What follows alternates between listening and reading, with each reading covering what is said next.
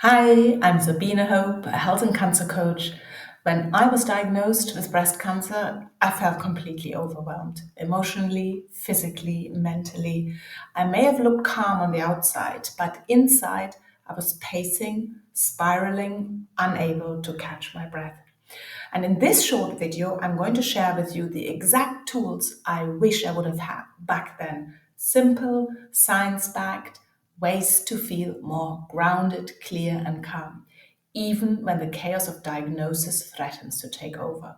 You don't need to be perfect, you don't need to do it all, you just need a place to start. So let's begin.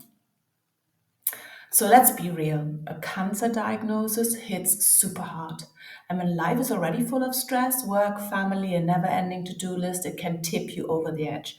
You might be telling yourself, just get on with it, but inside you're drowning. And if that's you, I see you and I've been there.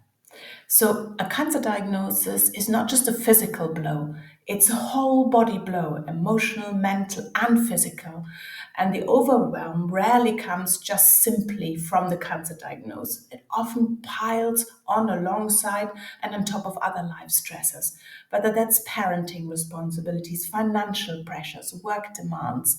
Maybe you have inner struggles. Well, you probably have. Please, please never blame yourself for causing your illness. But we do, it does happen. Of course, it is not true, but it does happen. And we feel the pressure to hold it all together. We want to appear fine for others around us. And at the same time, we may feel isolated in our experience. The good news, however, is you can shift out of overwhelm, starting with awareness for how you feel and where you're at. And on top of that, with simple tools that work with your body and mind. Simple, effective ways to take back control. You don't have to stay stuck in panic mode. Your emotions aren't random, they're just simply signals. And with some practice, you can start shifting how you respond. Thought patterns can be gently redirected. The nervous system responses that we have can be retrained, and habitual reactions can be transformed. With practice, you can guide your entire system toward calm and away from chaos. So, what is overwhelm? It is defined as being buried beneath a mass of thoughts, emotions, and demands. And I'm sure you understand exactly what we mean when I say that. Physical symptoms can be a racing heart, sweaty palms, pacing, inability to focus, shallow breathing, and you may still be able to think of others. So, and stress and overwhelm are incredibly common, and obviously, especially after something as life changing as cancer. The important thing to know is these feelings are valid, but they don't have to be permanent. And from the source, the Mental Health Foundation in the UK, this foundation states that 74% of UK adults report feeling overwhelmed. Just think how many, what the percentage of the population that is. 32% have had suicidal thoughts due to stress, and 16% have self harmed due to overwhelm. And I'm sure that's not completely different in other countries. It shows you how big the issue is, and that we, as cancer survivors, are not the only ones feeling this. But training calm is possible. We already train ourselves daily to stay calm under pressure during work presentations, parenting challenges, and difficult conversations. The key is to pause intentionally and respond rather than react. Overwhelm creeps in gradually, often unnoticed, but with awareness and practice, you can learn to recognize the early warning signs and intervene before reaching crisis point. It's just practice, just like you train your body. You can train your nervous system.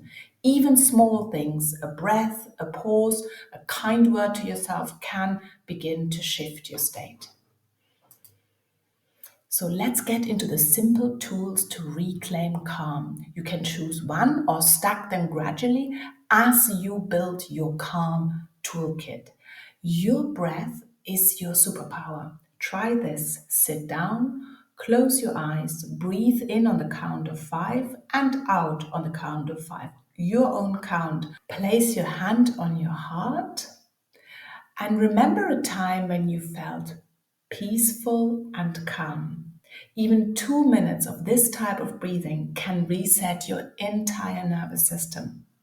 And sometimes your head is just too full. And this is an exercise to cleanse your brain. Write it all down, everything.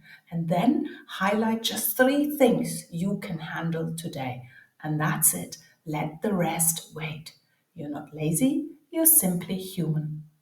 And some other tools when you're incredibly anxious. Why don't you write a letter to yourself with compassion as if you are your own best friend? What would you say to someone you love? That's the voice you deserve to hear.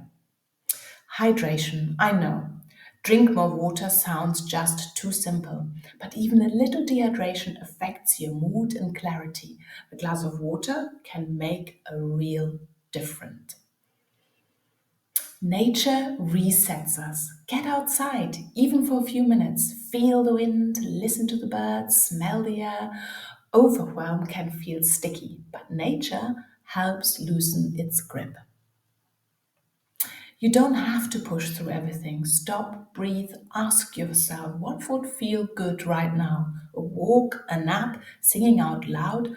Joy is not frivolous, it's medicine. So why not create a joy list of small pleasures that you would enjoy? Stick it on your fridge and then schedule in moments of joy. Also, that resets your nervous system. And meditation, it doesn't have to be complicated. Find a short guided one on YouTube, just a few minutes. It's like a reset button for your brain. And when you feel stuck in the what ifs, come back to the present. Ask yourself, what can I see? What can I hear? What can I smell? What can I touch? And what can I taste?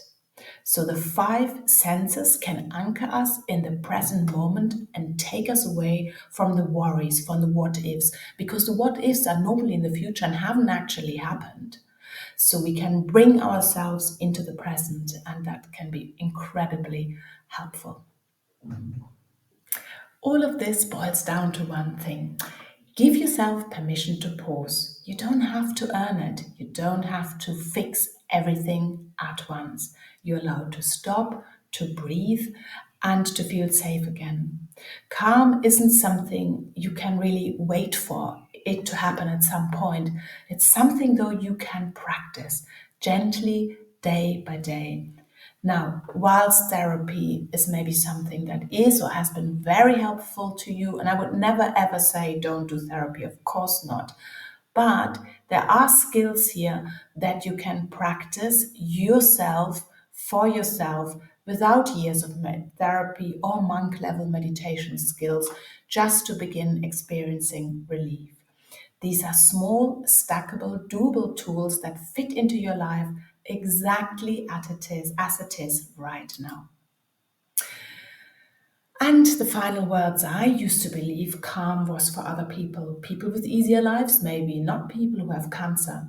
But now I know it's available to all of us. It's not about having time, it's about stacking small moments of care.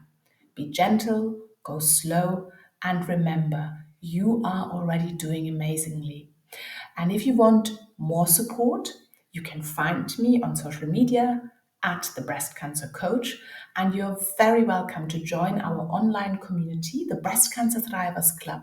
And the link you'll find in the description. And at the moment, actually, this community with all the support is completely free. So we would love to have you there if you're interested. Bye for now.